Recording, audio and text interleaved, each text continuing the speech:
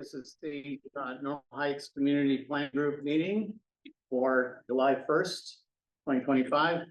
I think you all know where you are and you're in the right place. So thanks for attending. This is a very nice audience. I'd like to see you back again so we can have this kind of enthusiasm in our neighborhood on a regular basis.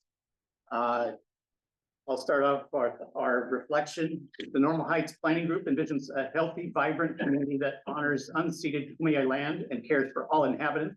We prioritize exclusive and inclusive and equitable land use, valuing people over commodification. Through development, open space preservation, and affordable housing, we strive for a vibrant and sustainable neighborhood. Additionally, we promote responsible economic development that supports historic preservation, local businesses, fosters job opportunities, and enhances the overall economic vitality of Normal Heights.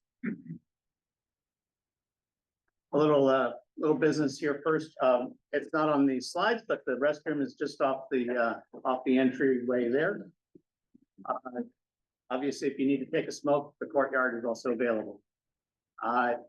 Items may be addressed out of order and time according to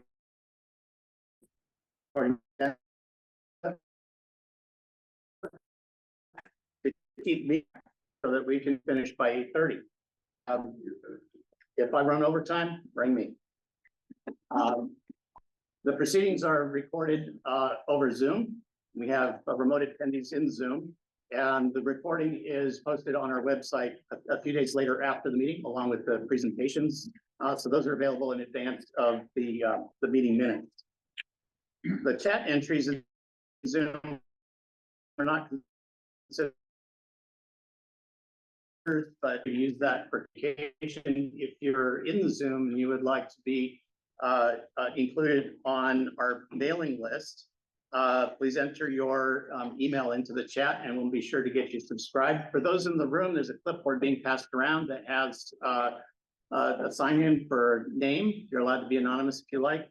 And if you'd like to sign up for our newsletter for notifications and news about the neighborhood, please do. A few rules. We have 2 minutes per person unless extended by the chair or agenda. Please stay on topic. Other questions can be answered offline, and that's especially true for our presentation because it can be, it's easy to go from property lines into my neighbor's fence or the what's happening with the wildfire interface. So we'll try to stay on topic. Civic reps are guests and are to be treated with the utmost respect. Try to be as factual as possible and share the space, especially for new faces. And anyone is welcome to attend. Doesn't matter if you're from Normal Heights or from Gaza, doesn't matter. You're welcome. And sorry, we still do not allow horses inside. At this point, we'll move to non-agenda public comment. 2 minutes per person. We'll start with attendees in the room, then move on to Zoom, and then finally with board members. Our camera and microphone are over here. It's called an owl device. So if you do speak for public comment, please come up within reasonable distance so those on Zoom can see and hear you. Do we have any public comments from the room?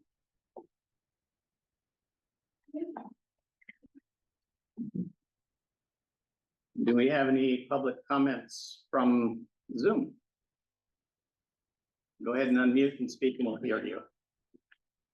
Do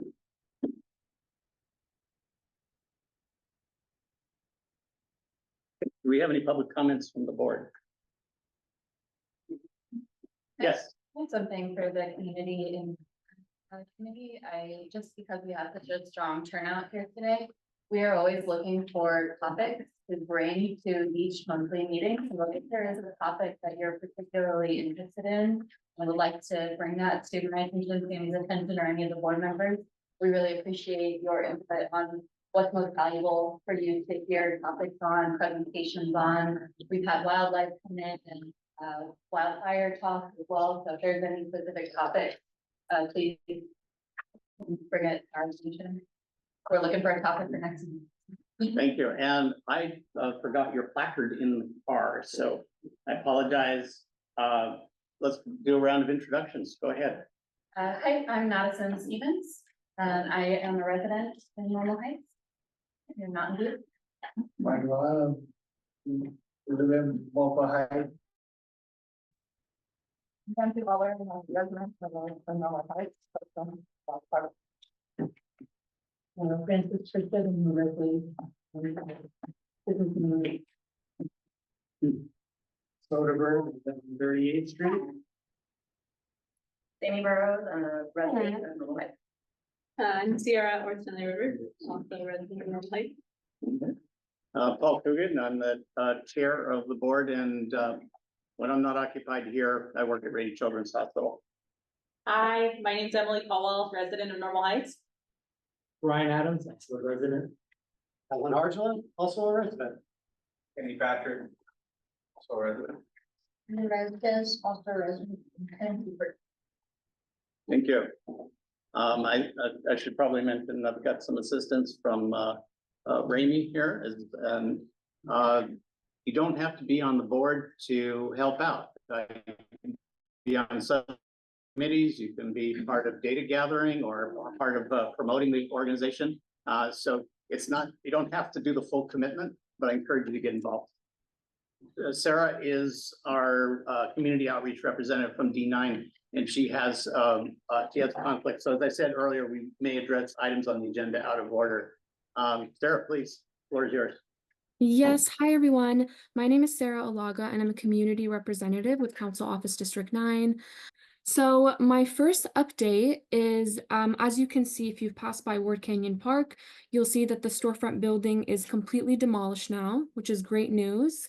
The engineering department told me that full construction will be completed by August. They didn't give me a specific date, but it should be sometime around August. I think they're just still doing some like cleanup activities there, even though the building is down. But I can always message the engineering department and ask them for any more details on what that would look like, or for a more specific date on when that space will just be completely empty. My next update. My next update is that we're excited to kick off another season of Parks After Dark. It's a free summer series, which includes activities like live music, games, movies, food, and community resources at parks across San Diego. It's going to be all summer, and it happens every Thursday, Friday, and Saturday night.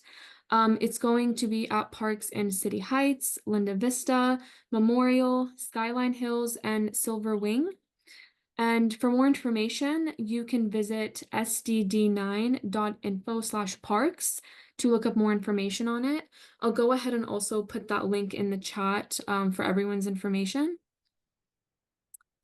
And my final update is, as a lot of you may know, last week City Council approved the budget for fiscal year 2026.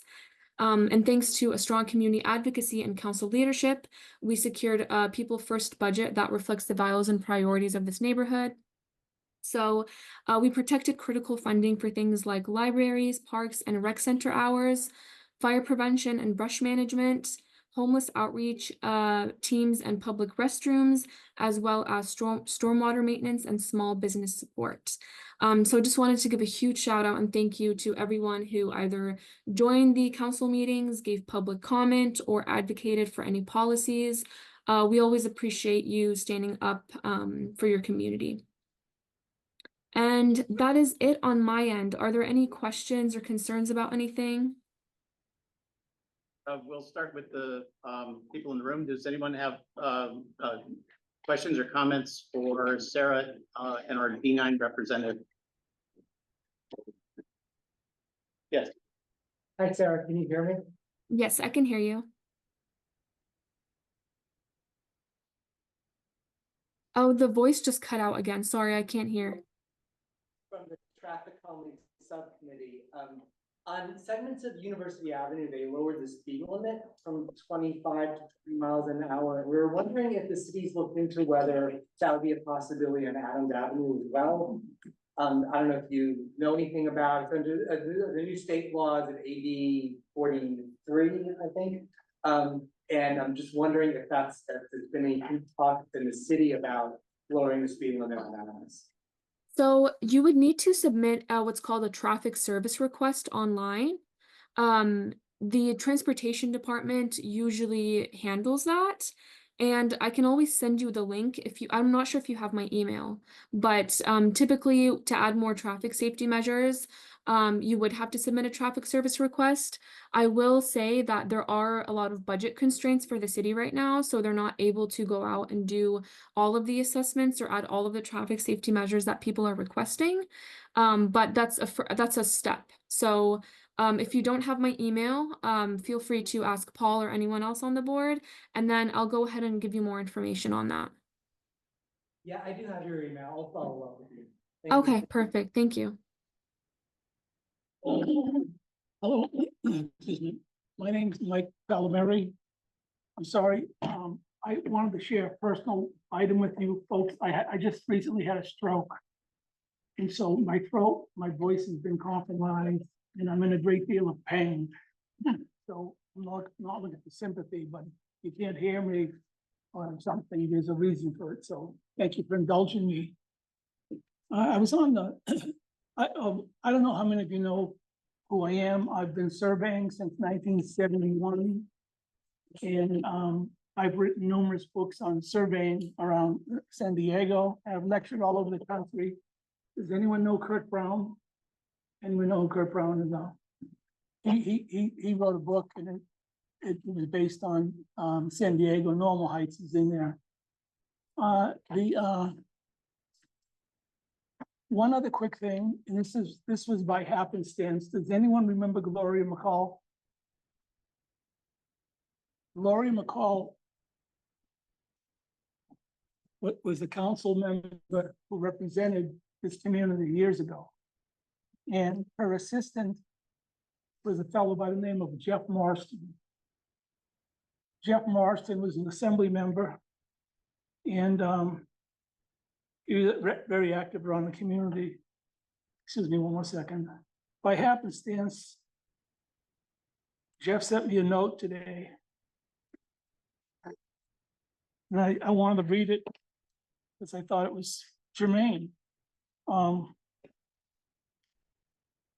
Never forget file, he calls it.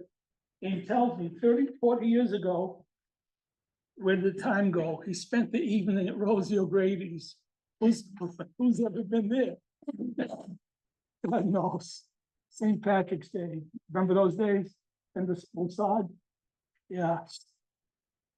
That's all I'm saying about that. And so, anyways, God bless all of those from Normal Heights.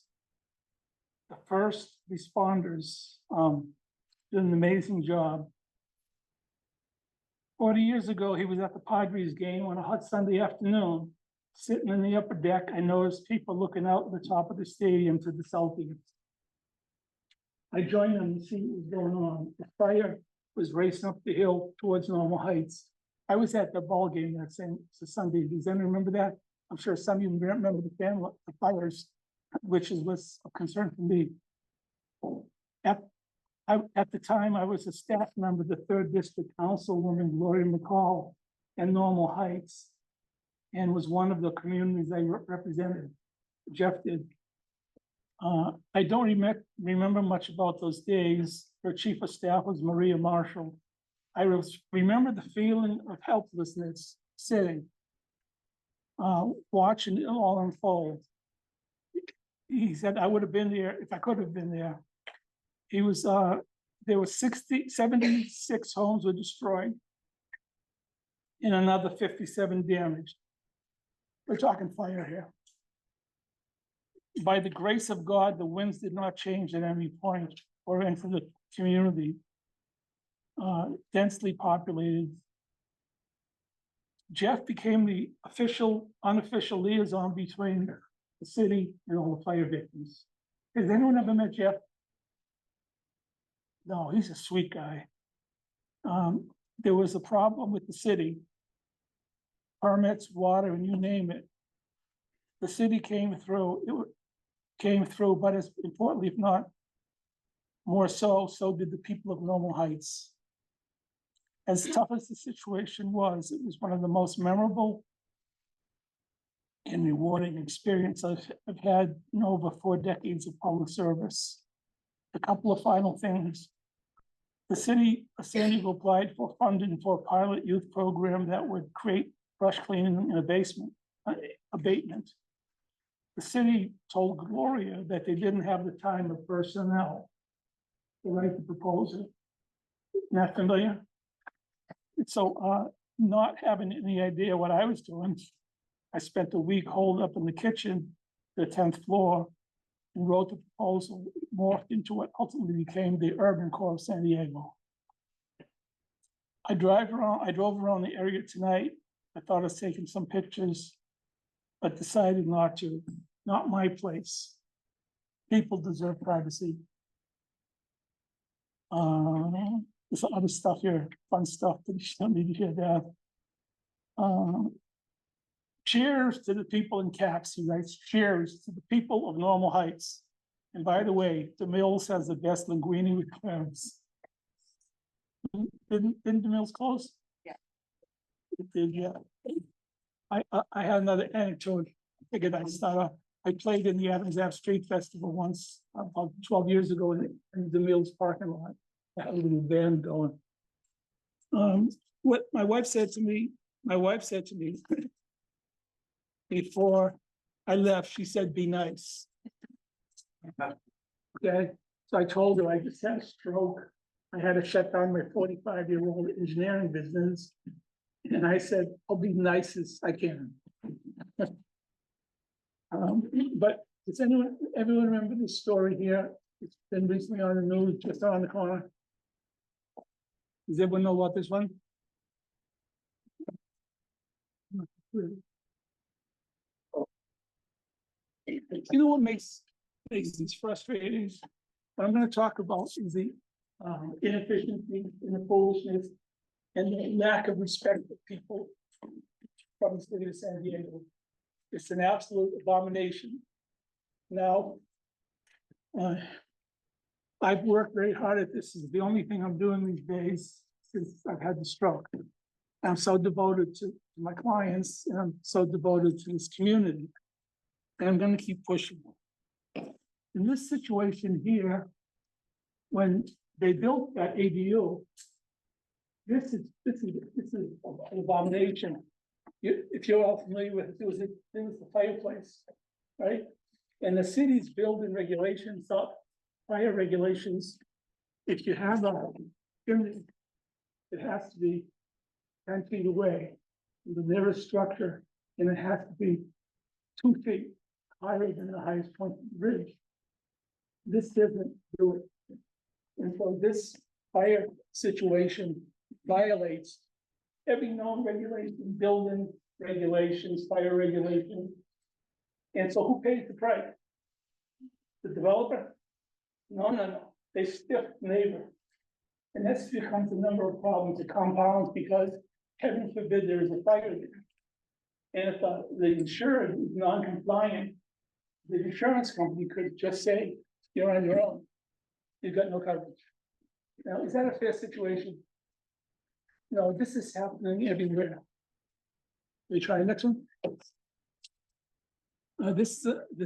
Some of you will recognize this one. No names, I promise my wife, no names. This is a situation where there's a foot and two turns discrepancy. And a lot of these older homes were built very close to the boundary lines, and that's the problem we have here today. The boundary lines are important for a number of reasons. Fire is number one, you need a fire separation. Number two is privacy. And you don't want to get up in the morning with a cup of coffee. And I had this happen at one of my clients, and there was the couple next door, let's call them a little rambunctious. So they get up in the morning and they have an entertaining show in front of them. And this woman used to help with the coffee and stuff. But there's no separation, no privacy. And the city doesn't care, take my word on it. The city doesn't care. How about this one? Oh, that's Rolando. You heard about this ADU in Rolando? This is, look, I would like to have that in your backyard next door.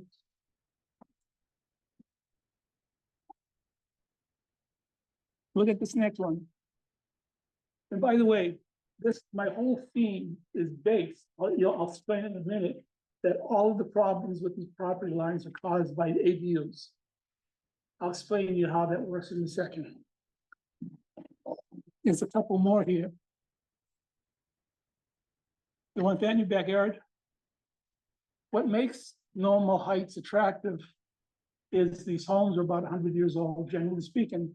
And with the canyons, the lots go very far down. You get to use that area, although not developable, you can use the lot areas to build up your building. It's a floor area ratio, it's called. But if let's just say, if your home is here, and this is all steep canyon, and everybody on the street, has a 3,000 square foot home, you can use the entirety of that property, even if you can't build on it, to say put 30 units here. And they're still fooling around with this ADU regulation. They don't know what to do. I have it in writing. They said, Mike, who knows? They don't know what they're doing. And that's frustrating, because I've been doing this for over 50 years. Here's another here. You got that's Claremont. So this is an article. It's pitting neighbors against neighbor. You want to have fun going to coastal zone. Yeah, and that's where there's a lot of money floating around. And this is the dispatch from the ADU war zone. This is the joke. This is a testament to the incompetency of the city council and the mayor. Unintended impacts. You know what aggravates me? I've been practicing for 54 years in San Diego. Right, I have a couple of other associates here too, very qualified people.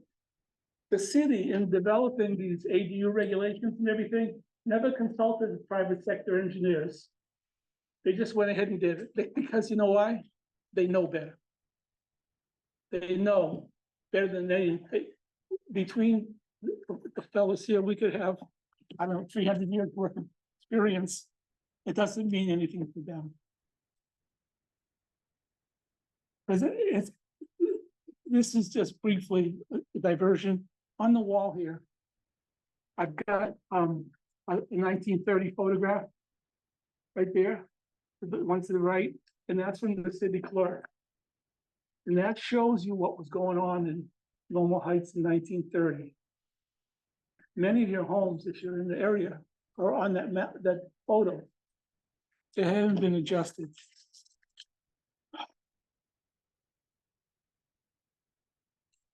So this next slide. This is the question they had in one of their setbacks. Did the 2020 legislation eliminate setbacks? And they said the answer is yes. The city is still screwing around with this ADU stuff to try to figure out how to exploit it. See, the city and the mayor do not care about any of the people. You can quote me on that.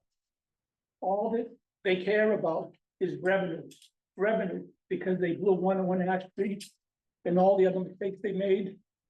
There was all the bike lanes going around. I have a prediction that soon they're gonna put parking meters in front of our housing. Okay, they need revenue, and guess who they're gonna get it? Selling out these ADUs. So this is that map down there. This is the map of Normal Heights, which was recorded in 1906. And they, after the map recorded, next year, they subdivided more of Normal Heights. I'm not do there. In the next slide. And it's that area there. Does anyone recognize this? On the north end? Yeah. But they re-subdivided it. a second time. How about these? How many of you have seen these? Right. Yeah, in the sidewalk. You see the dates? 13 and 14. At the time, normal heights was mapped, this was County of San Diego. This was not the city of San Diego. The city of San Diego adopted boundary street. And that's where the 85 is. So this was County of San Diego. It was mapped on a whole different game. Now, let me ask you, oh, this is, I guess there are, well, there it is, this is the subdivision that I'm talking about. It's right in the middle. Hey, can you hear me back there? I'm struggling a little bit, so please, appreciate your tolerance. Let's see the next one. That is the city engineer's office in 1914. I think the guy on the left is still there. You know what's the greatest part? And I wrote a book, it's called Lay of the Land, and I documented all developments in San Diego County. And looking for these old maps, they had notes in the archives that said map number 87-6 is behind the folder at Bill's desk. Okay, what is that all about? Yeah, so that was. So what happened was in 1914, you gotta listen closely to the dates. 1906, the map records. And then 1912 and 13, 14, they built the sidewalks. How were those sidewalks built? In other words, there's sinuosities. How could you build that without engineering? The city claimed we don't have the record. And the fact of the matter is they denied me access to all kinds of records. They're an absolute egregious violation of Public Records Act. Mary, if I can interject here. He had to tell the city where they had a storage facility. They didn't know. He found out by doing the research, told them about it, and then when he asked them if he could review what was in the storage facility that he told them about, they denied him and said, we'll get around to cataloging it. It might take a year or so, and then we'll let you know. Which, if you know the state law, that's against state law. And that's what they told them. They violated so many principles of the engineering codes and the Public Records Act. The last time I ran into this, I sued Sandy, which basically is the same people, and I got $5,000 judgment against it from hiding maps. I stand here and declare the city of San Diego is hiding maps on all of us. They're hiding. Hiding, that's an intentional word, hiding. They're not misplaced. They're hiding things. Okay, so in 1913, the fellow Ferry creates his map, and when you get a chance, the two maps are side by side. The one on the left is the original 1906 map. That is the official map, and at present it's in Stantine. It's the county recorder is archiving all the old maps. I'm on that committee, and we're putting them all out in Stantine. The other one, the next one over, is the map you get. I think Raymond said that earlier. The county or the city will give you. Those are not the original maps. And Randy, the time you asked the surveyors in the city about the maps, what was that they told you, if anything? Well, the main problem was that they said that it goes by the map, but it doesn't go by the map. So our deed, if you look on your deed, if your lot is like ours, it says lot whatever, block whatever, normal heights of the 1906 map. So we are paying county tax or taxes to the county based on our deed, which doesn't really tell you anything. Okay, I'm lot 30. What does that mean? What are my dimensions? Where does it start? Well, you have to go back to the original map, but the original map is not what they use. They use the map, the 985 map. So it's one of those catch-22s of what do I really own and where are my lines? And that's why I needed the expert, because I have a theory, but I needed the help to understand what it is they were trying to tell me. And I think what they were trying to tell me is, go away, you bother me. And I think also, yes, sir. I wanted to interject, when I started this thing, Blame that guy. for 2.5 years ago. First place I went was the town. And I asked the people, I want this information and this information and this. And, oh, God, you live in Normal Heights. Well, it's not really, we can't give you everything because that belongs to the city now. It doesn't belong to us anymore. It's a city problem. But we can show you what it was when we did it. And so I kept asking specific questions. And the more I asked, And he was smart enough to look for the oldest guy there and start a conversation with the oldest guy who would have been around for a while. that I did, and when people at the counter started balking, not wanting to deal with me, I said, well, can I talk to that guy over there? Well, no, not really, you've got to make an appointment, blah, blah, blah, well, an appointment. And I went back and I talked to these people.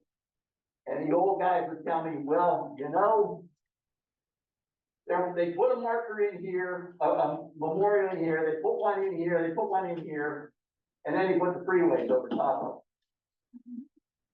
of it. And it got to the point where they refused to talk to me. So I went to the city. And they were helpful at first, but then when I started asking specific questions, the city shut me down too. And wouldn't give me information. And at times they told me, oh, well, that information, we don't have that information. We have no idea about that information. And that's when we went and found that the problem there. Thank you. Under the law, I'm talking about it here, but the records are supposed to be turned over to the city once it's annexed. So after, I think, 12 Public Records Act, I suppose multiple conservative. And so they swore to me that we turned over all the records. And the next day, what did I find? More records at the county that was supposed to be here at the city.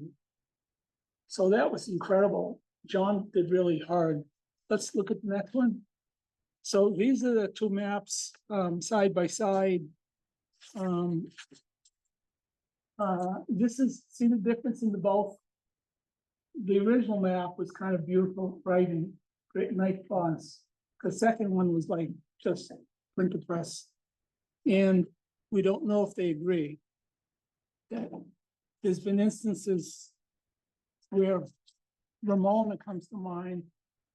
In this case, I think we have 4 or 5 maps that are so-called official map. They'll give you one, then they'll give you something different. And they don't agree. So and they're all certified as official. You know what that means. So let's go again, the next one. That's my hand. It's important, I see it. I went out to Santee, and I'm working on this with says we're trying to resurrect all these old maps because they're creating litigation conflicts. And although these maps were filed so long ago, nothing has happened because Normal Heights hasn't had a foundational economic vitality, if you will, the beautiful homes, but that it wasn't until ADUs came in. Some of you may be contemplating them, but the financial incentive to do an ADU has brought this all back to life. Because now there's a lot of surveying going on, and those new survey not worth anything. If you see markers out there, cast the jaundice eye on it. You can see my hand. That's my hand. And if you look closely, you'll see numbers there's been pencil writing and other things. And it's, Yeah. you all see the Yeah. added numbers, so what the city has done. They'll go off in times to win, and they'll pull them up off the rack, and by hand, they'll change the numbers. And then they'll refile it, so you go in the next day, your lot's on change. And that, by the way, is illegal. That obviously why it's blatantly illegal, but that doesn't stop the city. There's been instances where the engineers who prepared these maps were working as the city engineer. And then years later, they came back and they charged the city and they're all wrapped up and. You know, so there's been so many events where they resell the city's work. Because now they own it. Let's go again. Before you proceed, Wilma Place changed its name. Yes, What, does anybody know what that street is now? That's, it's on, I don't, is it Sydney?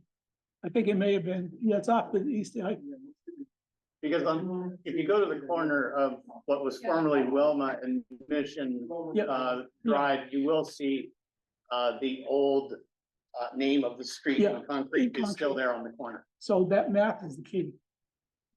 And so what happened was, on that point, we have a recorded map. So once it was annexed to the city of San Diego, they found it was duplicate. So Normal Heights took it, they had to eliminate names because like, let's call it Church Street or whatever, there was already a Church Street in San Diego. So they get rid of the other one. So let's go to the next one. This is where the rubber hits the road. That is the original annexation ordinance from the city and the county. And this was 1924. I've got all the ordinances. A lot of these are on file at the clerk of the board or the supervisors. Now you're following my dates. You see where we're going now, we're up to 1924. The entirety of Normal Heights was ejected from the county and it became part of the city of San Diego. Now, How far east did they go? look at the map. So anything east of Normal Heights is still county in that. Yes. Yeah, When did that property become part of the city? if you wanted to buy me a steak dinner and a couple of beers, it's laborious work. It's a good question. Look at this next one. Okay, there you go. Now, you know what this is? You're following me on my dates, right? So I went to the assessor's office. They all know me. And these are the dates of official record dates when homes were built. Okay, so if you look at a whole bunch of them, guess what year it's going to show up? 1924. When they annexed. And the reason they annexed, Normal Heights was beautiful, it's still beautiful. This was like a trolley extension line area, you may have heard that, the trolley subdivision. There was no water or utilities. So although it was county, it was like going out to the Scanfield or something. So they annexed to the city, they paid the city a ton of money, and the city put in the infrastructure, which is the sewer and water principally. And if I can just interject a interesting point, one of the problems was that they didn't have sewer. And they had thought maybe we would just let it go down to the valley, and that's kind of what started all this, that maybe they should be part of the city and get property for it. Because just letting it go down the hill is not what people want. Yeah, I lobbied for them to put a sewer pipe down the city hall. Next one.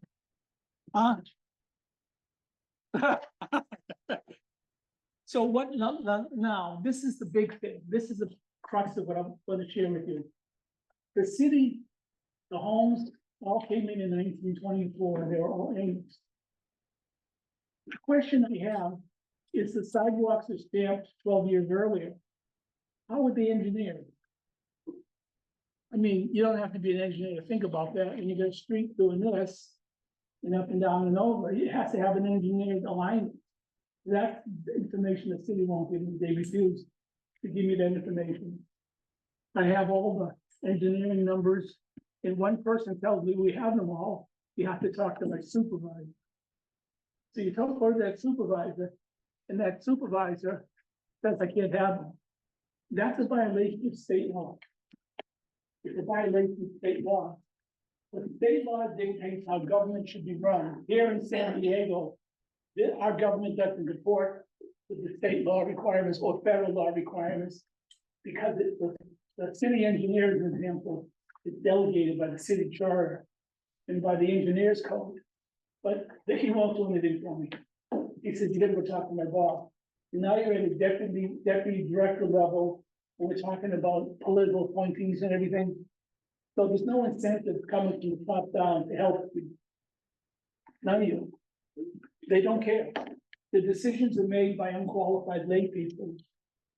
Who, if I was feeling better, I'd file violation, ethics and code violations against them, because they're clearly violations. So what happened, you can't see this too clearly. The city came through in 1936. Are you following my time? And then they surveyed. The city does the second survey after the 1906 survey, 30 years later. And guess what they did? They moved the lines around. So things were moved around, and we'll look at that 1930 photograph. As soon as they stepped in, 6 years after that photo was taken, they cast the whole community in disarray. There was conflict immediately. That was in 36. But like I said, the reason it hasn't blossomed up to the surface because there's no big economic motives in prior years to redevelop this neighborhood. The homes are beautiful. They're 100 years old. Many of you, I know you, I've been to many of the homes, they're beautiful. So you don't have any incentive to tear down your house and put another one down in there, right? They're so charming. But there is incentive to tear them down and put 14 on that lot. That's what has been the catalyst for these disputes. Because I've researched every survey that's done in Normal Heights, including those that aren't recorded. And newer surveyors are all wrong. That's the way it is. And I called them up and I said, did you look at this? You know what their response is? They don't want to know it. Most people don't want to realize it. Now, that could be true going forward, but I don't think so. I think the demand is going to continue on Normal Heights for more dense development. And if you're considering putting in an ADU, God bless you, know what you're doing, but if you get someone coming in next door, the cases I'm involved in, they're tearing down fences and suing people. So you could be living in your house for 50 years and you can be sued because somebody unknowledgeable will tell you you're on their property. How come none of this ever came up in 1985 when the fires occurred and everybody rebuilt along the canyon? The canyon's a little bit different. Yeah, because a little, yeah, well, there was back then, yeah, no, I can't answer that other than I will tell you, if I'm speculating, my speculation is that the city quashed it. You know, the city is terrible. They hide so many things. I've actually looked at some of those properties, and you will see a shift to every property in Normal Heights, except for those that burn down. So my theory, and I obviously defer to Mr. Pallamary, but my theory is that when people rebuilt, they rebuilt to the new type points, not the original places. So the whole neighborhood basically is kind of, it uplifts and shifts. But if it's done in unison, if we moved all these chairs that way 2 feet, you'd still be an arm's length away from your neighbor. But you know, it's just, we call it precision and accuracy. Oh, that's the fires, that's a completely different, yeah, yes, ma'am. Could you, so as property owners and people who've been here for a while, are we basing our property lines on 1906? Are we basing our property lines on 1924? Are we basing our property lines on 1985? What is What is our? I would encourage you, I'd give you $1,000 to the charity of your choice. If you go down to the city and ask them that question. And I've asked you to start with the mayor. Yeah. I can, And we're gonna hold questions till the end Yeah, of yeah, the presentation. so, here's another old engineering plan from 1928. And what the city did, the streets had been built already since, but 1912. So 16 years later, the city was reverse engineering everything. They decided we'll put the sewer line here and here. And they used the curbs to control where everything went, but they don't know how they put the curbs in. And we're talking on average discrepancies from about 1.1 to 1.5 feet. That may be a lot, maybe it isn't, but to an ADU developer, it's a lot of land. And it could get you wrapped up in a $70,000 lawsuit to protect your home. And here's another problem. I kept pestering the city. Oh, Back one. yeah, back one. So that's the quality that I'm getting from them when I keep pushing in the system. I called them up 6 times. They sent public records act request. I contacted the council member. I contacted the mayor's office. Can anyone tell me what that says, what these numbers are? So when the last exchange I had with them, the deputy directors, and I have all the names, they said, we complied with the Public Records Act. We gave you that.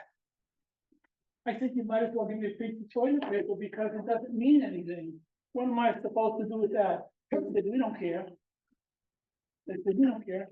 We met our requirements under the law. So I'm spending hours trying to figure out what this thing is. Yeah, this is at 1930. There's the index number on the top if you wanna. I've got them both. I also have, I think I put some business cards here. And if anyone has questions or wants copies of them. Okay, let's go again. So this is the survey that was done North Mountain. And the survey is a good friend of mine. And I asked his permission to use it. And without you having to know how to read a map. You see those black squares? See the dimensions, they're showing 1.05 feet to 1307 feet. Those are differences that they're finding in the field. And the surveyor's job is to document. I think if you look at the maps, you know where this house is, and maybe some of you, someone here lives there. And it was the same thing, the next one. Look at this, showing fences off by 6 feet, 2 feet. That fence could have been there, probably was there 100 years. So how would you like a surveyor, an obnoxious surveyor, to come banging on your door and say, oh, by the way, we need to survey your property because you're on the client's land. That happens more times than not. What would you do? Say, I made a call, maybe some of the people were in the room, to about 20 surveys and all this started. And I had 7 surveys tell me, oh no, I'm not gonna touch them. That's normal height. It's so screwed up. I would be feeling in my, basically, they didn't tell me that they were feeling. But that's basically what they said. That the boundary lines and the city's markers and the high points were not variable, or were variable and not, they couldn't pin them down. And that, like I said, I thought there were 20 surveyors and 7 of them gave that. There's several other surveyors in the audience. I'm not gonna impose on them, but if they have any thoughts, they could address that. No one wants to come in. I'm the only one that is willing to take on the city. I'm not afraid of the city. This is a corrupt city with regard to this and that. You can quote me on. This is an SDB&E survey, never recorded. this tie points and everything under the law have to be recorded. So when you get your title report or your deed, you're supposed to know it's out there. These surveys are not recorded and not filed. So how are you supposed to know that something's been surveyed? If the city doesn't file the record they're supposed to do. They would show up in your title report, they simply don't do that. And, as soon as I hear, I goofed up my. Okay. And the picture before, there were 2 tie points on that survey. You want me to tell the story? Mr. No, but you know what, I realized when I printed this out, I lost a few pages. Thank you, I'll let you know in a second. I thought I had them all, but that's the next one. Let's see, surprise. This is an old set of plans that the city had from 1923 and 1928. Doesn't agree with the map. Doesn't agree with this, at this time, there's 2 city maps out there. So now we got another engineering plans that doesn't agree. And it doesn't agree with whatever the county did before we became part of City of San Diego. Next. I'm sorry.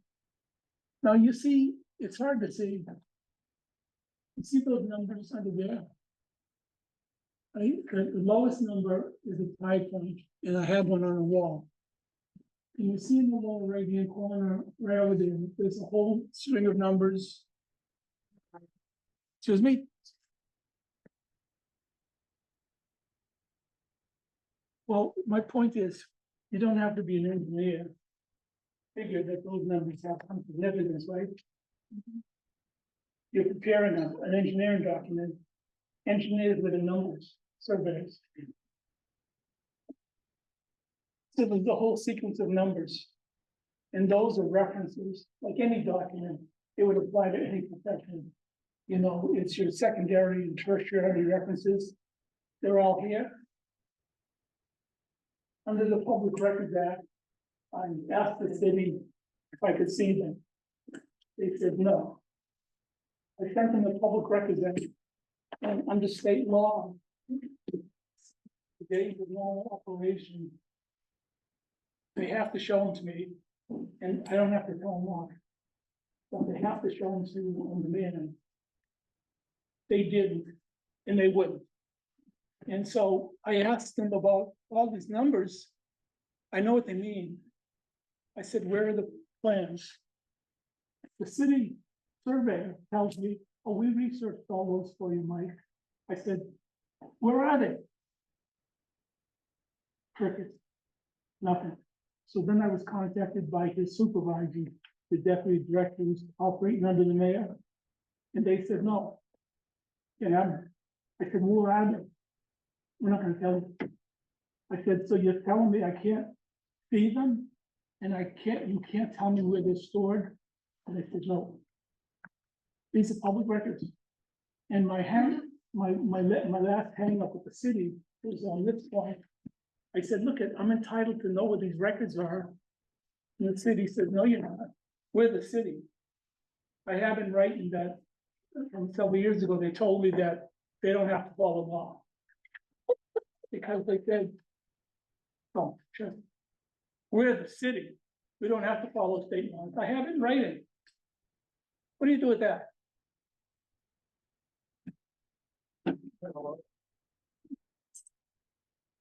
And to Ramey's point, I think it's on there. Next one, please. Okay, there it is. There's the tie point. And yeah, see that whole area there? You recognize the street? Mountain Views? Okay. So with the city, those little dark spots are the markers. And on the map, they call them MON, which means monument. So I said to them, what is the monument? Is it a nail? Is it a wooden post? Is it a brick or a stone? I said, we don't know. I said, so you're telling me no one knows what these are? And they said, yes, we have no clue. I said, doesn't anybody monitor this? No. We're gonna put some bike lanes in. Another one, I think it's a closer. Okay, see that? This is what Randy was talking about. Has anyone noticed some activity in neighborhoods? Well, the city, I've got them by the scruff of the collar. And a lot of them are going out trying to figure out what's going on. They confided in me. And this wasn't, I don't want to whitewash all the people of the city. There's a lot of people that are trying to help me. But because of the way the city is structured, they can't speak up. And they told me, they said, you're right, Mike, but I can't say anything, I get fired. So there's a lot of good people out there, and a lot of good people know what's going on. They want a voice to be heard. Hopefully you folks can raise the bar and get these people to stop talking. See where it says, one more back, one more. You see, to the left, it says 1.38. What they did, it's never been done before. Never in the annals of history going back to the Egyptians or the Romans. Never been done. No, but Mountain View is supposed to be a continuous semicircle, right? Continuous. So they couldn't figure out what they were doing. So they put a quarter circle in and put another quarter circle in, and they never connected. You ever see the cartoons of the railroad? The railroad, I know. But what do you think the city did? They said, screw it, they just put rail between them. So they created this gap, about 1.5 feet that does not follow any longer. And markers are the things in square. Has anyone noticed those were torn up several months ago? It's illegal. Yeah, so this is, North Mountain View Drive where 33rd comes down and meets it. He reached out to them on a Wednesday afternoon to tell them that these two well monuments were illegally paved over. You're not allowed to do that. They did it. He told them Wednesday afternoon. Thursday morning, they were out there digging them up. They knew he had them. So this is the problem. The city won't do anything until they get caught. Yeah, the way it works is it's illegal to pave over survey markers. You want to, you all folks, you want to put your ear to the ground. The fun is just beginning. The mayor is bragging about paving over the streets and the sidewalks. There's probably 10,000 violations right there because they're paving over and removing the markers. And that leads to property conflicts. My estimate, the area in red might be $700 billion or more. That is a potential conflict in litigation here. They did this in La Jolla, several places. You know, you can't do it. They destroyed them. The other place it happened years ago was Coronado, or the People's Republic of Coronado. Again, so these are the record information from the pipelines. The next one. So if you look at this, they were out there goofing around in 1961. See the date in the top right? Yeah, there's a 1961 date. Okay, so go again. So these are the plans I'm trying to unravel, but they won't give them to me. I only get snippets of them. And they said, we complied with public records act. They said that to him. The court have ruled on me, you have to give me the entire document. They won't, so you give me snippets. And say we complied. Most of these lots are rectangles. Yeah, Are you telling us that they can be all shifted 1 foot equal? Or is one at 48 feet, one at 52 feet? could be. In the square section, the rectangular section, that's all pretty good. You know, does anyone remember George Fred Finberg? In the late 70s and early 80s. I did all the condominium work in Normal Heights for the Finberg. Fourplex. Yeah, the fourplexes, the Finbergs. Fred Finberg, yeah. And I did all that work back in the late 70s, early 80s. In the rectangular kind of section is not that big of a problem. The introduction of the problem is that it's curvy. They don't know how to do it. Yeah, and if I can interject, what you see in our alley, we're in block 12, that's the 24th first thing off the side.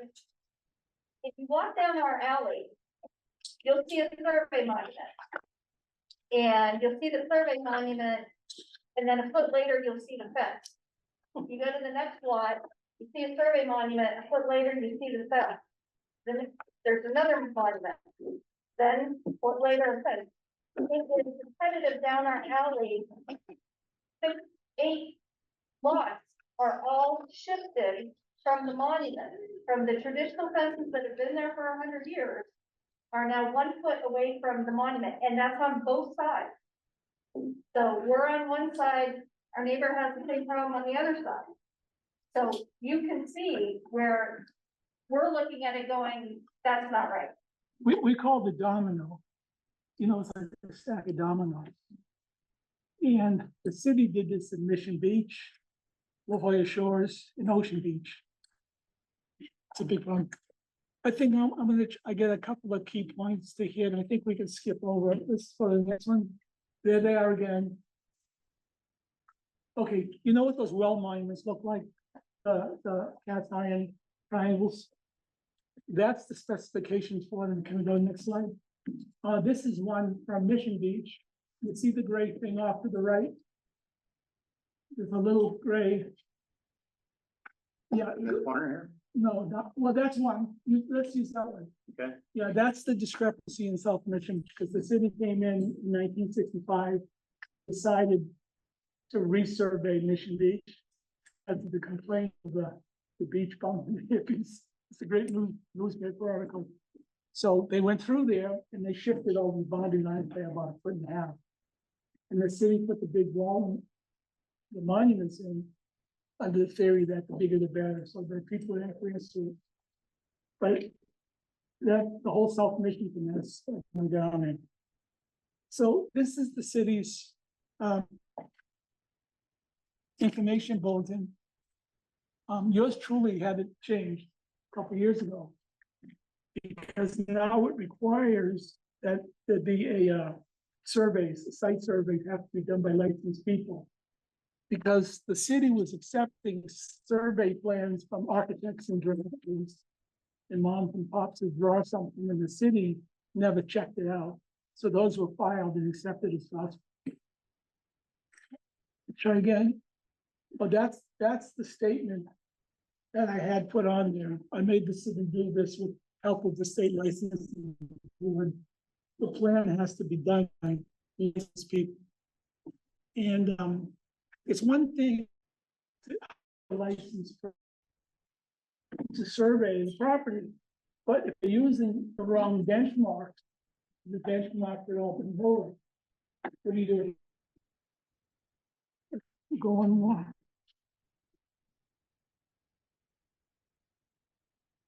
This is the same thing happened in Pacific Beach. It's another mess. And the county assessor maintains these records, and they show where the buildings are. They show the fences and the setbacks. I haven't got them for all of normal heights. I don't have the authority to do it. The property owner has to get them released. And you get on a 1600 Pacific Highway, and you'll look at the plan, it'll show you what the city approved. It'll show the setbacks from your building. How far is your building? Typically it's 4 feet, right? Residential sector. Those plans will show it. Your survey will show that at 3 feet today. What should be 5 feet.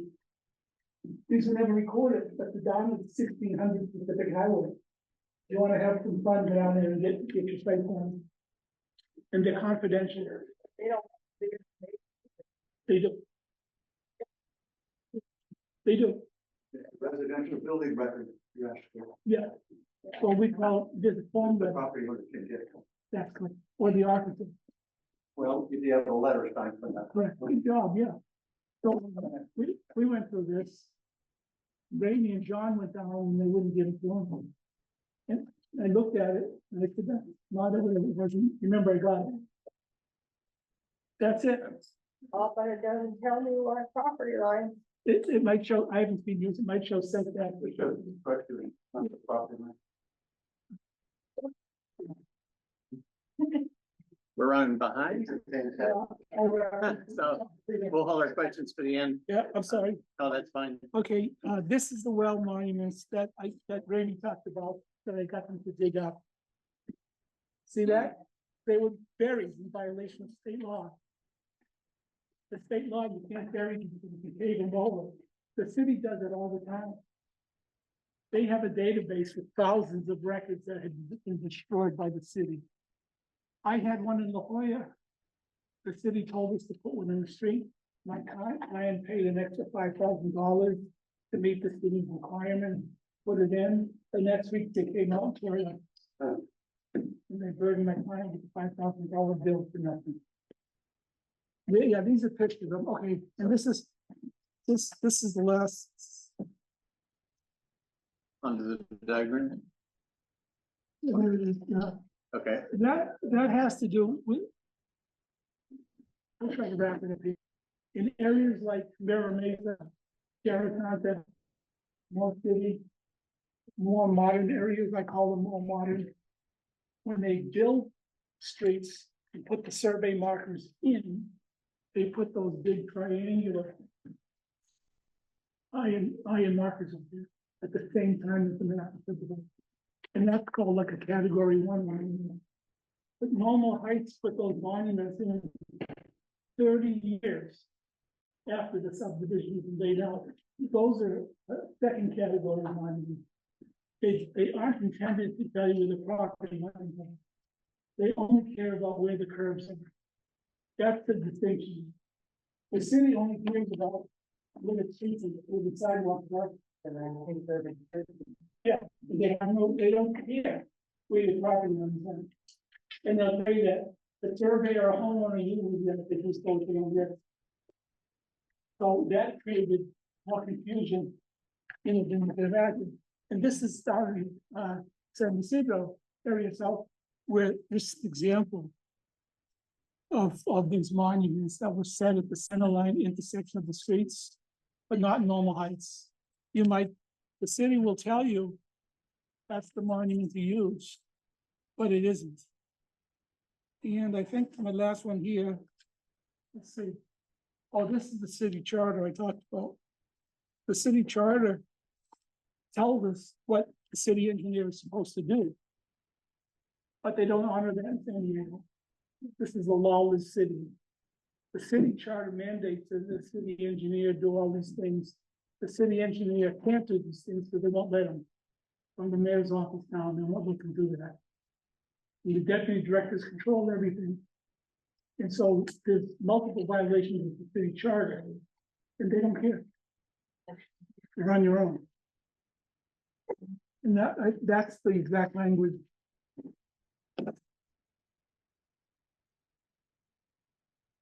Okay, here's my email there. I have some cards if you want them. I'm not asking anybody for business. I'm not supposed to do work.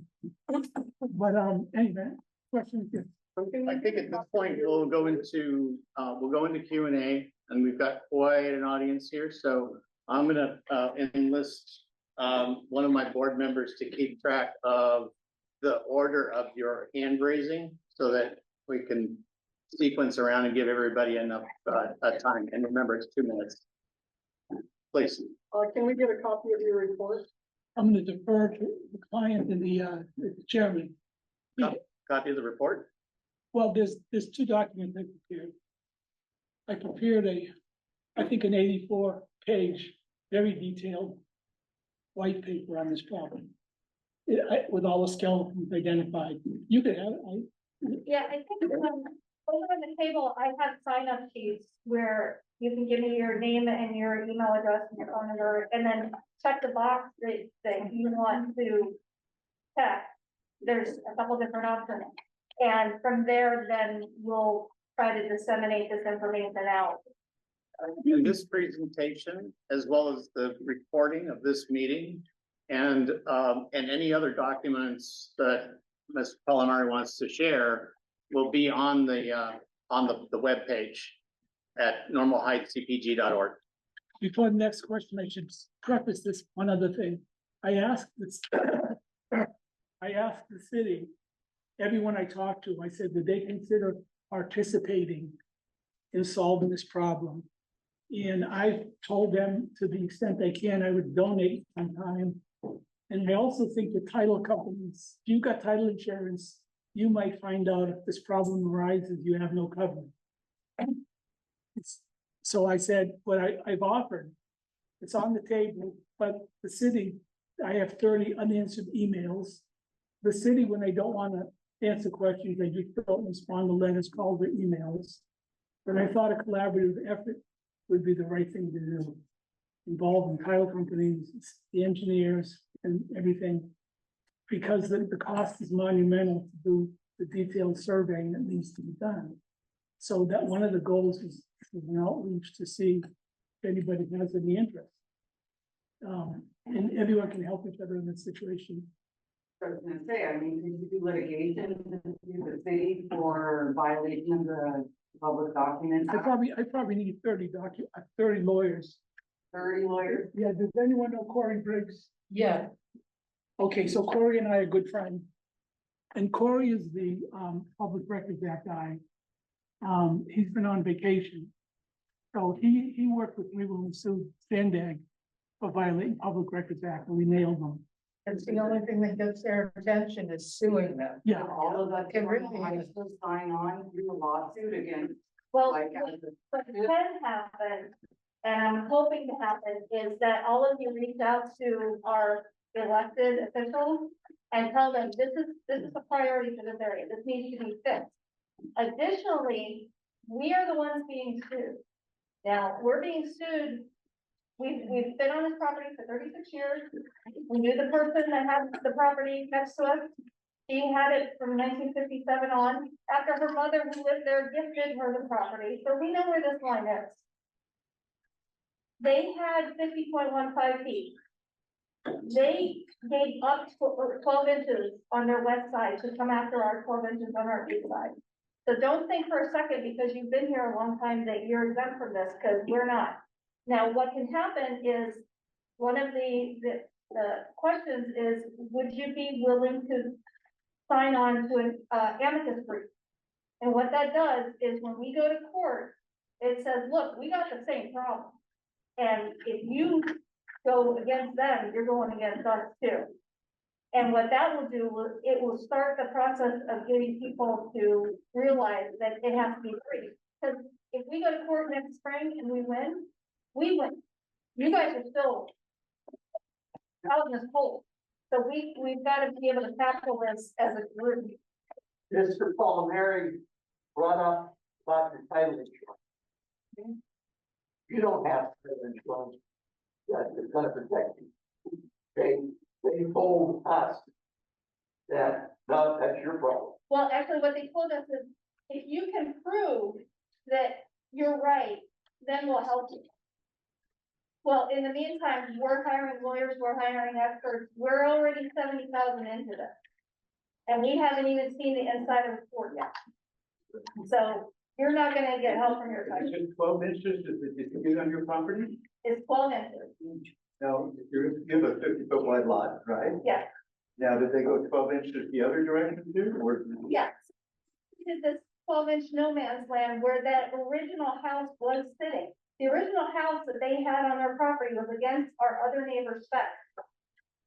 So when they tore down that house, they created a gap of 12 inches and left it there for no man's land to come after our 12 inches.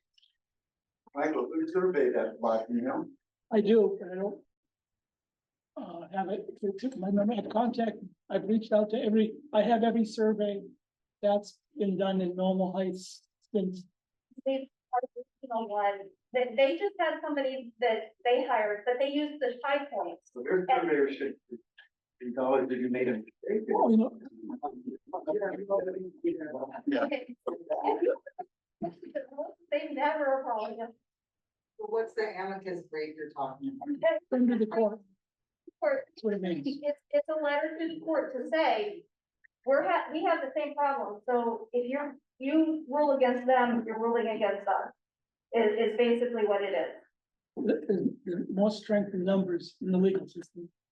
Okay, I'm gonna pull it back into more to less free form and more specific, so let's take a question from the back.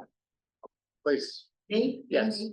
Okay, the little marker that live in the cement that we've always used, the little tiny. Yes, they look like the end of a shotgun. Right, those those have no real boundary identification to us on our property. And may I ask what year were those placed? Who knows? Because a lot of them I found were never filed. That's illegal, including pretty much all the city's work is all illegal. So if you find the buttons in the sidewalk, it's anyone's guess. You can find the number on the button. There is a database of surveyors and you can find out who the surveyor was. But in terms of their credibility, I couldn't answer that for you. But even if you have those buttons, if your property is older and was surveyed with the original 1906 map, that may or may not be accurate. It's after a court of law. Okay. I want to give the folks on Zoom a little time, so let's take some calls from the Zoom session. Go ahead and you can raise your hand, turn on camera, wave at me, whatever it takes, and I'll give you a call. I see everyone on Zoom is still muted, but I'm expecting Danielle to probably have something to say. All right. Not Then for at this one. point- Thanks, Paul. There you are. I knew you'd be there. Okay. At this point, we've been going at it for an hour and a half, so let's take a 10-minute break. Parker, keep us honest, and we'll come back in 10 minutes. Feel free to get up. We will do we'll do 5 minutes of questions, and then anything open issue, you have a contact information for us. But we give an opportunity. First of all, anyone on Zoom that didn't get to ask any questions. Once, any questions? And then in the room, any questions, comments? Thank you. Yes, thank you.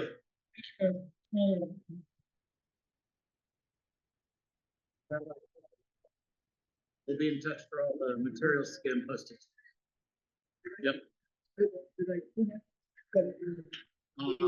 Yeah, I think we're actually still on. What's your budget? Perfect.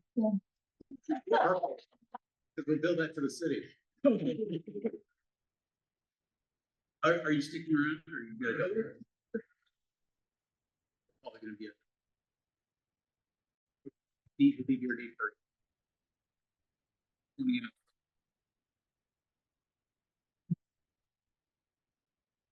Great, that'll give us some pressure to wrap it up. Call City Hall, don't be quiet about this. The more this property, gains in value, the bigger the lawsuits are gonna be. The next one is, is there a request for an additional letter regarding property and follow up to the letter that we wrote in June 2024 related to property lines based on the presentation that Zemisky's had done at that.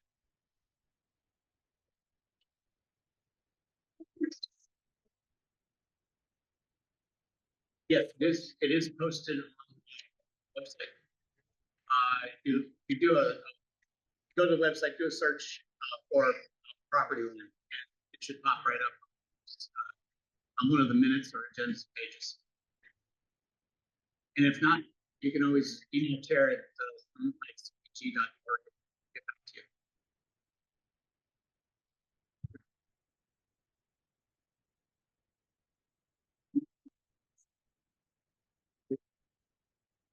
For those who were on the board, we'll take the request to the city. Yeah, I'm going to go find.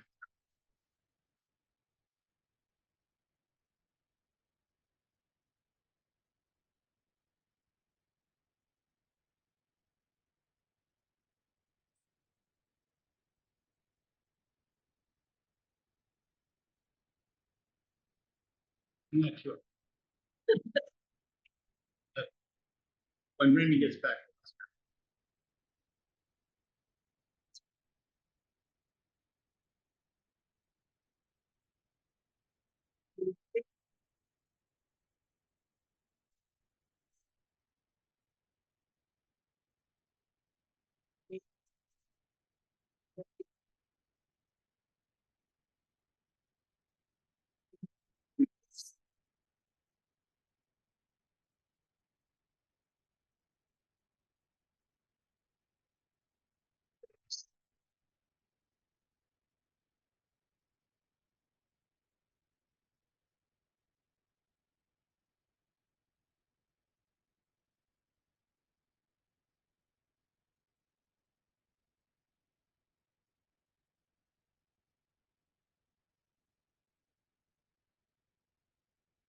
Here we go. This was sent to our E9. We're writing to you to ask for your assistance in correcting an issue that has been brought to our attention, which affects the entire Northern Heights community. As documented in May 1st, 2013, filed county grand jury report titled Improved Access to Land Survey Records and Monuments. San Diego's incredibly important survey monument markers have had a complicated and problematic history that we've just been through that presentation. And we are asking an immediate moratorium on enforcement of property lines in Northern Heights based on current survey monuments when the issue is clearly due to that shift. Generation of a detailed plan to address the shifts back 12 inches to align them back to the 1906 map. Implement the plan in coordination with property owners to allow for changes to splits and legal paperwork filed to correct the shift since 1906 or other changes made to the original. We could reiterate those as it has been 1 year with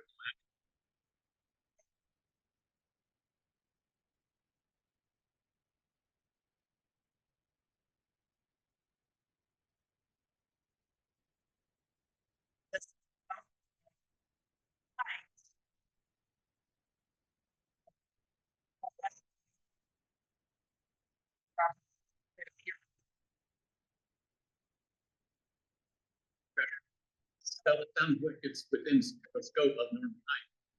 Right, but I don't think that 12-inch shift applies to our, because it may have been, I guess maybe to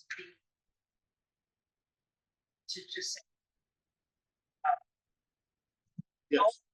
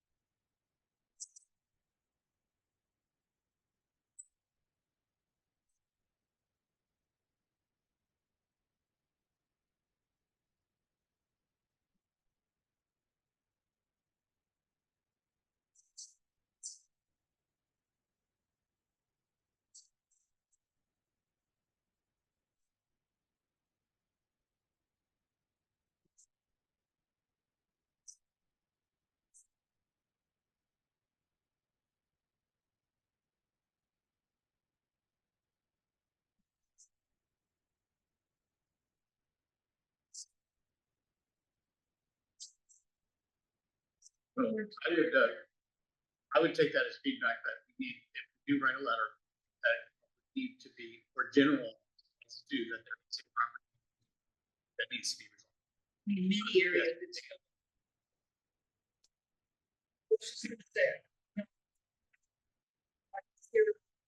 The opposite. Okay. Yes.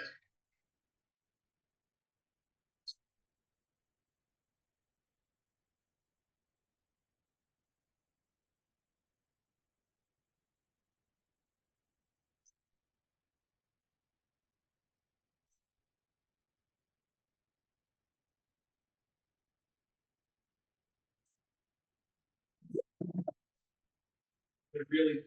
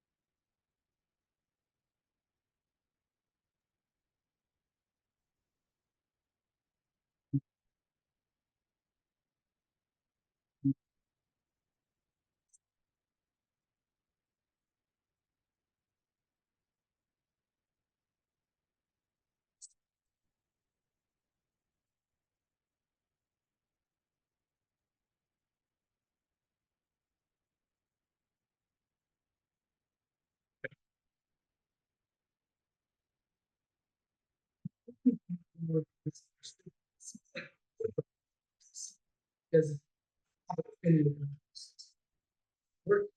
Or they claim they don't, they admit it.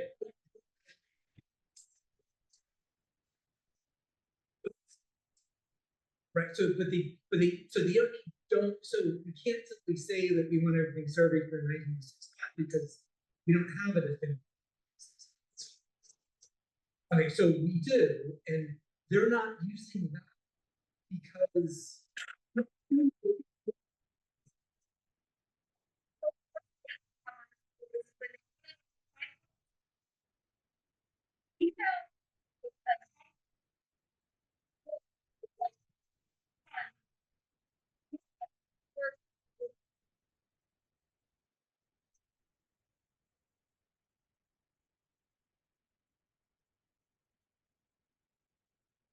It's when you say it's making that work, mean 1906 doesn't work simply based on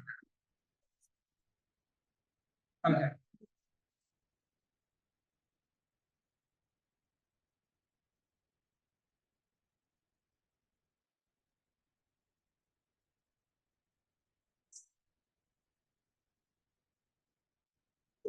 So it seems like what we want to ask the city is to like use the 1906 map and like that is the definitive. We're not using these other maps. Because that seems like a.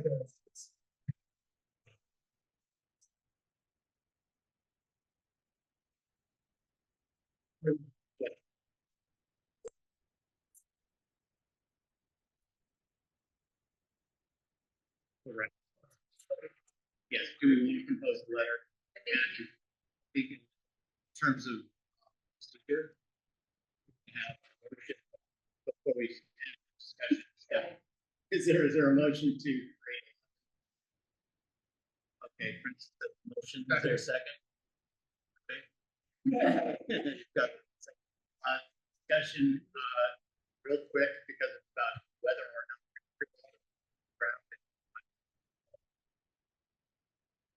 reviewed by.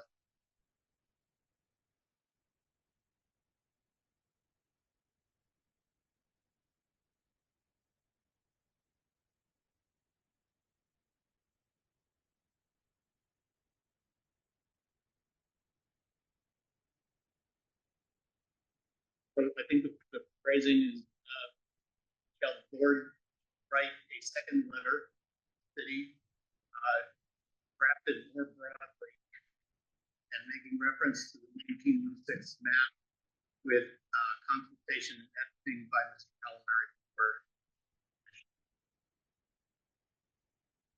So take it to a vote. Favor? It's unanimous to me. Edie.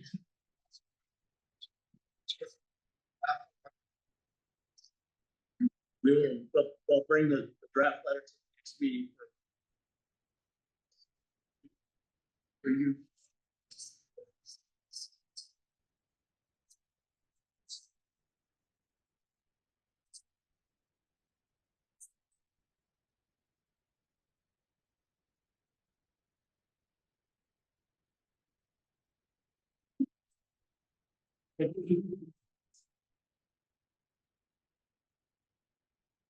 Yeah. Please, did you want to be able or abstain? Can we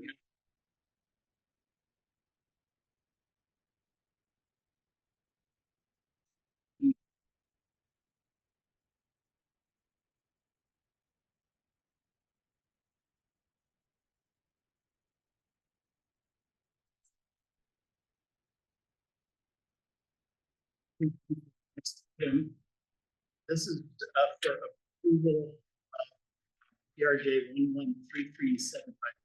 This is construction of 3585 Adams Avenue, which would be a four-story mixed-use building, residential. This is across the street from the Cloud Building that's near Bonds and next door to Bika Cafe.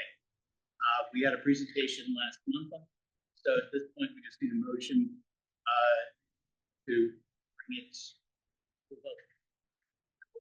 that we make a recommendation for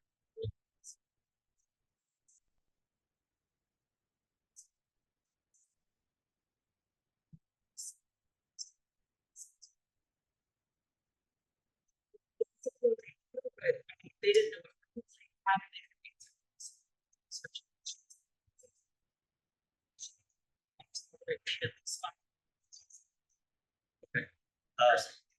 So that's my motion. With that advisement, is there a counter? Like table to, I just think you need to have an application on file. What else? I would table the item, get back to the solution team.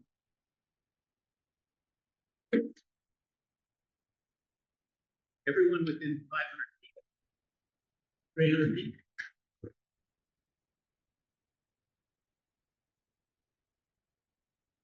Next item is the approval of the June.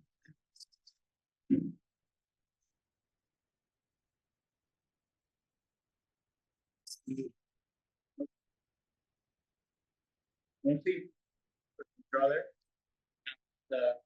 Take it to a vote. Actually, is there any discussion?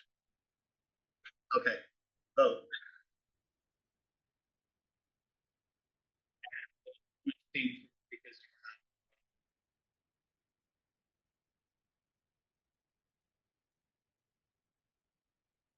next item is filling of empty seats on the board. I think at this point we have for representation from the ADA.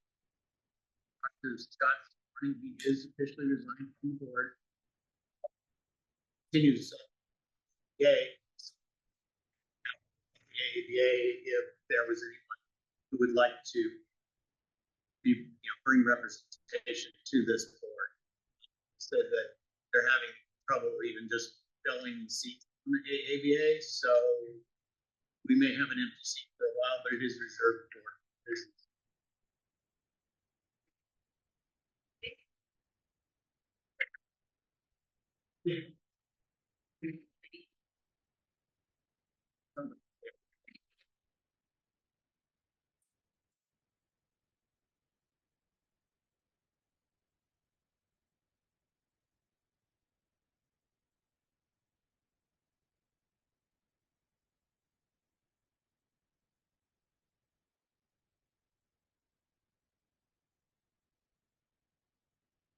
I think in the bylaws, it's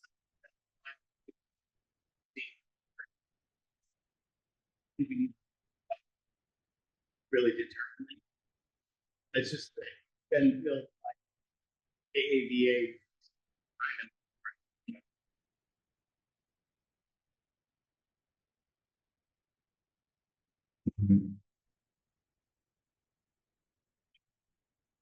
They do have, and there is every business is a member of Friends of Blank.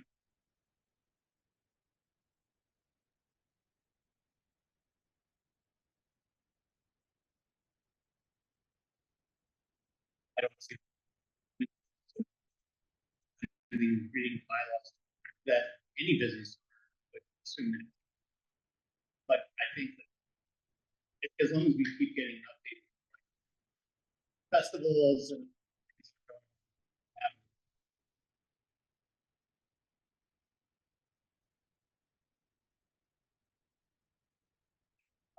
signs shall be endorse the Save Our Heritage organization based on had some discussion.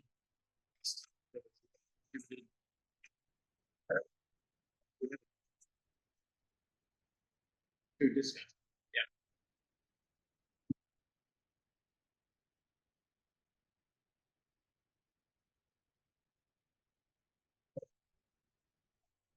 Start with Francis, then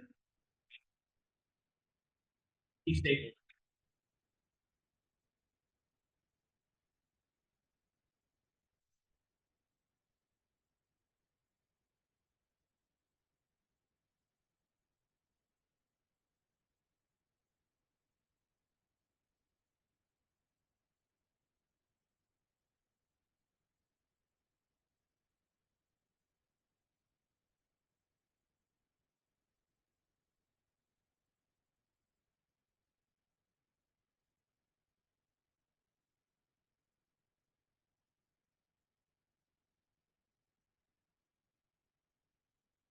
that this isn't sort of an action of sending this letter to somebody, it's more like just posting it on the website and saying the relationship that we have with the Habitat Community Association. We already.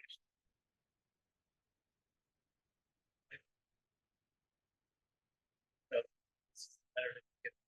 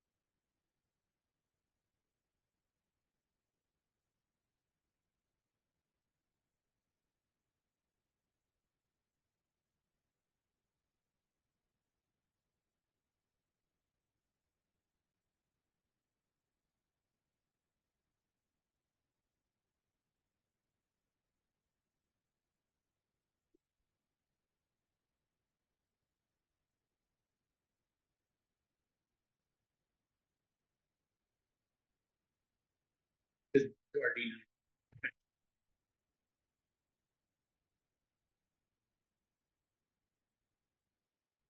No. So we should probably have a query.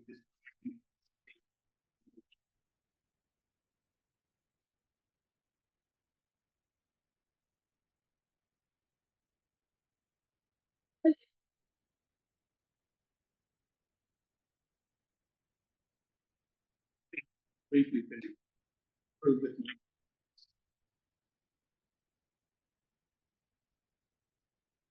I think the intent is, I think the intent.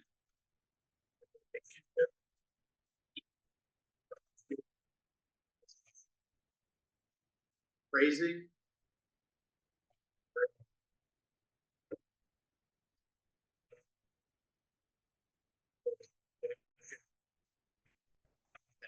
Phrasing.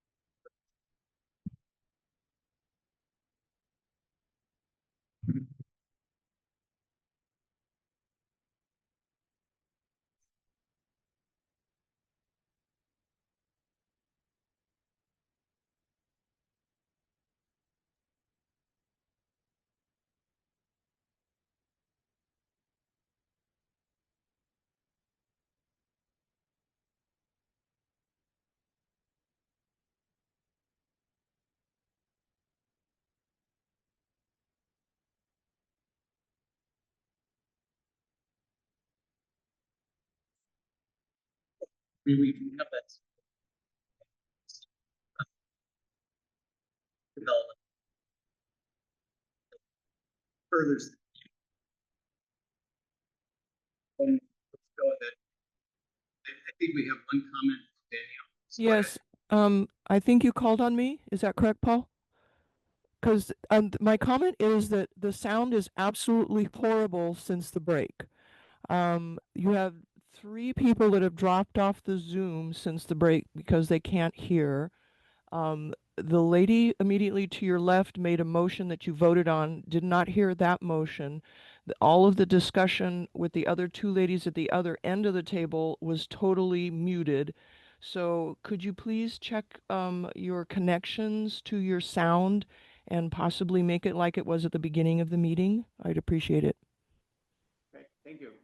I'm going to attempt transitioning to the community center Wi-Fi, and we'll see how that works.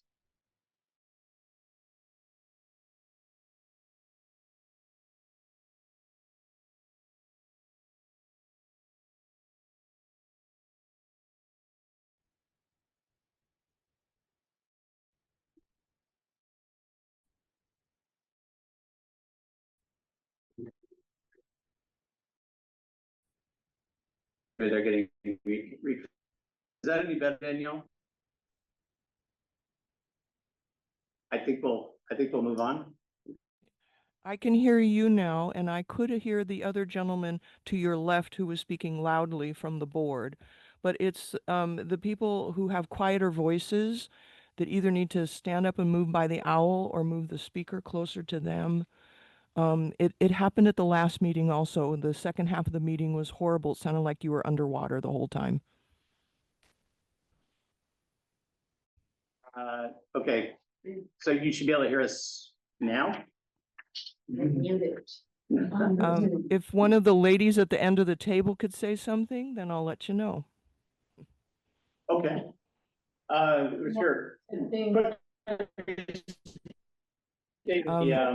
modifications to the letter.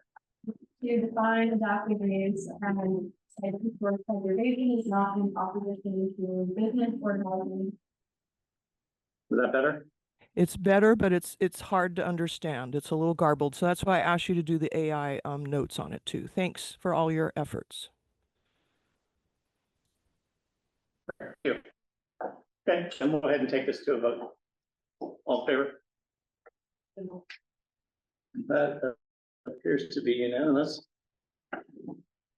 Okay, next item is we'll move into community updates, government representation. We heard from Sarah earlier regarding D9 from the city. Do we have a representative from the mayor's office? I don't see Fatima in the room. County, state, and federal. Okay.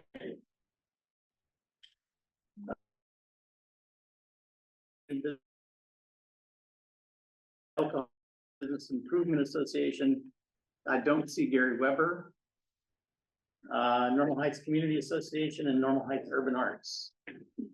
I saw a trolley on the street, a lot of people getting in over the weekend. That was Taste of Adams. Okay, thank you. Adams Community Recreation Advisory Group. Yes, we did have a meeting and we went over the mock building. And it, the knowledge, the knowledge, and Sarah was saying that won't be completely, until the end of August. They also, came and had a tree trimmer in and trimmed the big palm tree. They took it away and they trimmed the two big trees that were there. Yeah, good job. Kudos on saving the big tree and getting rid of the palms. Also, the director there said that they're having summer camps every week for what the last one is.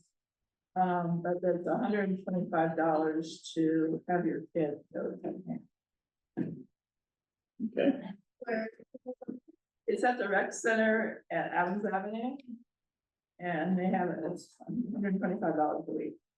And they have quite a bit of kids, and they're doing also the lunch program. Okay. Lunch breakfast and lunch. So they have like 30 kids. Oh, good. Next up, Normal Heights for Smart Growth Community Garden update. There's about the funding target is now at 65. The first phase one, which is laying down plastic to kill weeds, is about 98% done. It should be done by the end of the week, at which point we'll return to the city to inquire about our conditional use permit and getting the water installed from part of the garden. Anything to add? Board members for the oversight or anything? Okay. Chair report. Who has not finished their Brown Act training? Anybody? Okay, that's surprising. That's not that way. Okay. I encourage you to do that and get back to me so I can mark you off. You can do 2 times speed on the video, so. Oh, and you can also skip over all the comments. questions and answers at the end, so even though it says it's like really long, it's really only about half of that. So this is something we have to do, when we, onboard, so I don't know if Yeah, you've done I it, did you it. did it, great, okay, and then you get to do it every year, and it's the same. Advisory committees, undergrounding and street lighting. Did you want to do standing first? It doesn't matter. Standing. Oh, okay, yeah, let's do it. Community plan update. The next meeting has been rescheduled. It was supposed to be in July. It'll now be held on August 13th for the Mid-City Community Plan update. We're still very much in existing conditions, but there has been no agenda set and location is still TBD. So if you're interested, please come see me after. I'd be happy to get your email, and as soon as an agenda and a location comes out, I'd be happy to share it. That sounds great. Have they mentioned anything about property lines in the existing? John and Rainey were at, we had, our last presentation was about historic, the existing historic. Yeah. And they brought up the property line, so it's, Okay, I don't know how it'll fit into the community plan puzzle, but it's certainly, I appreciate you guys for coming and seeing that issue. There was a lawsuit under the state or federal that said affordable housing has to be placed into local communities. Is that going to be part of the community plan update? I guess that's something we'll add to the next city update. Yeah, I know that ruling was just like, what, 3 days ago, so I'm sure everyone is still figuring out how and where and how and why, but yeah, definitely, I'll make a note of that, because yeah, I think that'll be something. I was just southeast, but it wouldn't include us, I don't know if it would include you, right? I think it's supposed to be citywide, but all city, because like they use the example of Loyal's to increase their affordable housing percentages. And that, so. yeah. So, I just want to ask, in your opinion, does that run counter to the off-siting of, affordable, housing units for projects? I'm not going to give an opinion one way or the other. I'm not a Fair enough. know what makes the numbers work for them, but Right. it results in more affordable housing. But preferably in a variety of communities, right? Right. Just lower income. Okay. Next is historical property review reports. One address that came up, this one here. 3544 36th Street, but.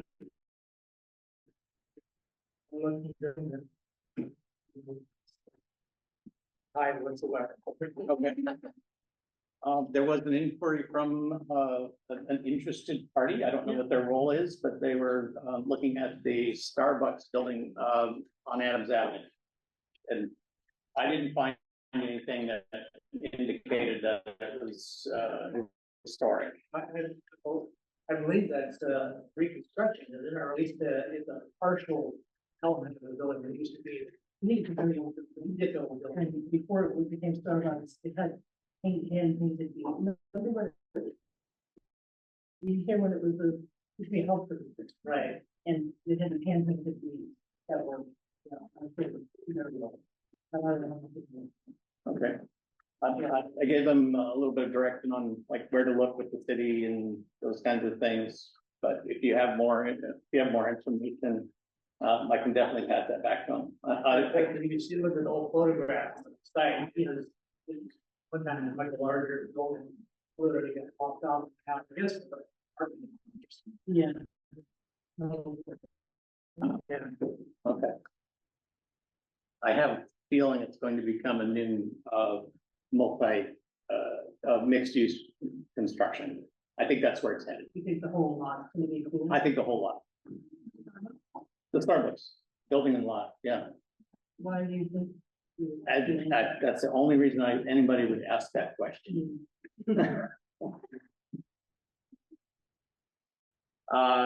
Let's go to advisory committees, utility undergrounding. Yeah, I think so. In terms of undergrounding, Francis and I have been working to try to get more information from the city about kind of timing, plans, things of that nature. And to this point, essentially, they will not come have another public meeting until they are about to begin construction.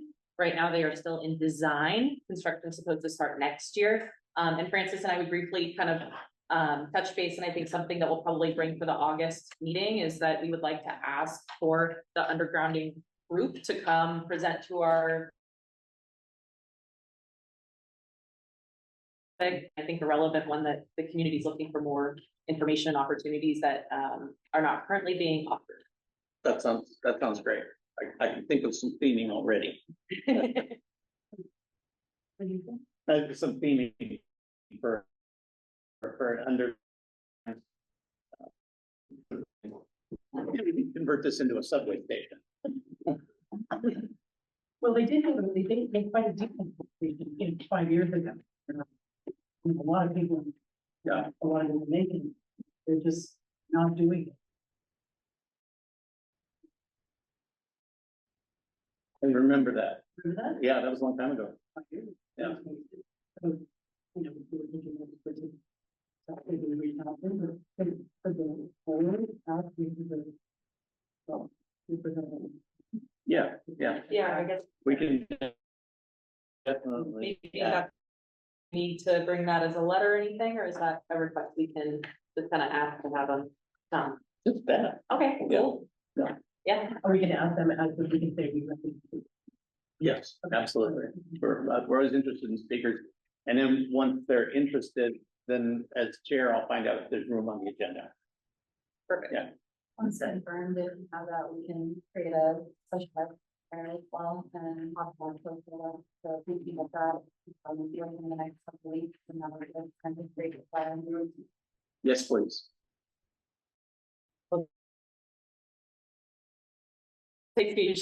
Yeah. But Okay. Next up's traffic calming. Yes, we've got a list of different requests that we want to make to the city regarding traffic calming, and thanks Paul for posting on Facebook and next week get some feedback from people. We'll put something together and bring it back to the board before we actually submit anything. So maybe next month or the month after that, we'll have something we'll bring to the board. And also too, we got well, I think we got the speed trailer for at least a week on North Mountain View. We're gonna try to follow up to try to get it again on 35th, right by that crazy intersection with 35th and Arthur and Mountain View, to try to get the speed trailer on there. Excellent, thank you. Community Engagement and Finance Committee, is that a thing anymore? Because I know, That's one of the things I wanted to raise, because I feel like it, I'm kind of voluntold, basically, or by default. yes, you Jacob left and you fell in your But lap. then it and- kind of, I don't really have the bandwidth, so trying to see what type of support we can get. Madison and I are both very busy. I'm sure everyone is. I do think it's still a really important subcommittee, and getting people to come and especially with like great flyers. So if there are anyone that wants to participate or help. the background, the tools that we have are printed flyers. We have access to color printers, hook or by crook. We have an email list of subscribers. We send out the agenda each month, but we can use that distribution list for other means. And that's about 450 recipients. And then we have these the A-frames that are being put out for Yeah. to direct people to wayfinding. they look great, by the way.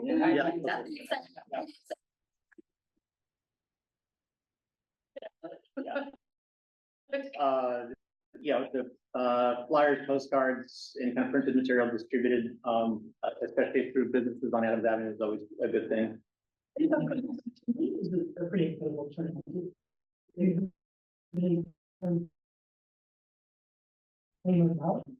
That was Ray's work. And She pounded the pavement to bring in people on a controversial topic, and I think it's very much the same that like Fanny did with having Bike SD come and do a presentation. And I think when we take on controversial subjects, we get attendance. Yeah. I think topics that people are interested in, they're,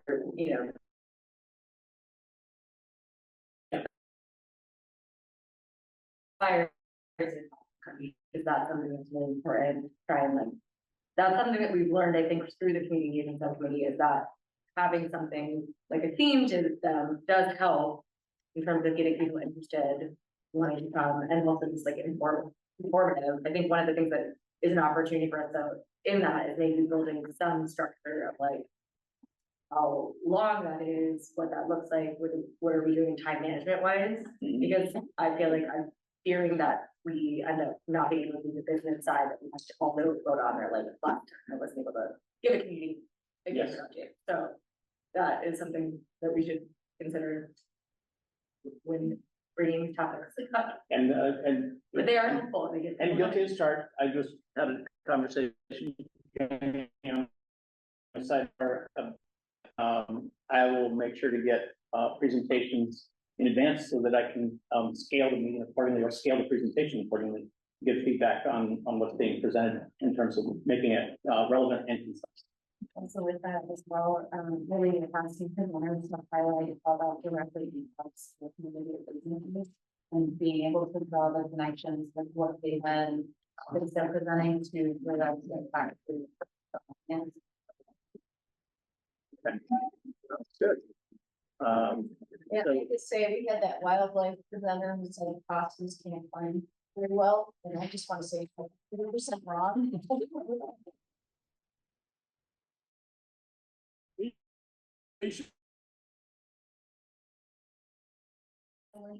I have, Like nobody. I've seen them along the top of our fence, so yeah. One of the colored can. So, do we have any volunteers for community engagements? And I don't think we need a finance committee per se, unless we have some fundraising within community engagement. I can continue to support with Sammy on the community engagement, but I do think it helps to have more. Hands.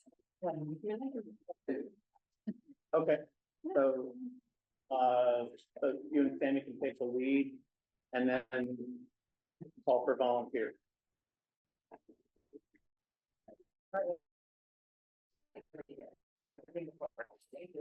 would be good. Okay. And as chair, I'll back you up too.